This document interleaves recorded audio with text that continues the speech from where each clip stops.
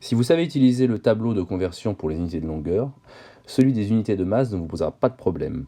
Les préfixes sont les mêmes, du moins pour ceux que l'on utilise le plus souvent. Je m'explique. L'unité de référence, c'est le gramme. L'unité qui lui est immédiatement inférieure, c'est le décigramme. Pour les mètres, vous aviez le décimètre. D'accord. Vient ensuite le centigramme, centimètre. D'accord. Le milligramme, millimètre. Même principe. Les unités supérieures, le décagramme, l'hectogramme et enfin le kilogramme. D'accord. Le kilogramme, 1 kilogramme représentant 1000 grammes. L'unité, le rang qui suit, juste après les kilos, on ne l'utilise pas, en fait il n'a pas d'appellation particulière, simplement les dizaines de kilos.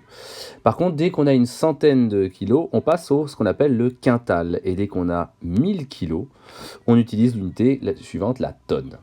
Dans l'exemple de la leçon, vous aviez 0,3 kg à convertir en grammes. Donc le chiffre des unités étant le 0, on met le 0 dans la colonne des kilos.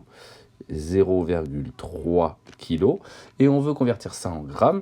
On se rend compte qu'il faut donc ajouter 2 zéros pour aller jusqu'à la colonne des grammes. Ça veut donc dire que 0,3 kg représente 300 grammes. D'accord ? 0,3 kg égale 300 grammes.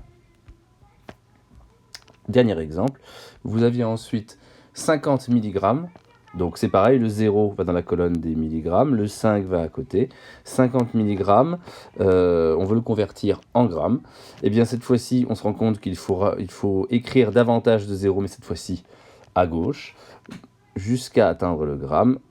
On est obligé d'en écrire 2, et puisque nous voulons le résultat en grammes, nous devons mettre la virgule dans la colonne des grammes. Ça nous fait donc 0,05 grammes. 50 mg égale 0,05 grammes. Voilà.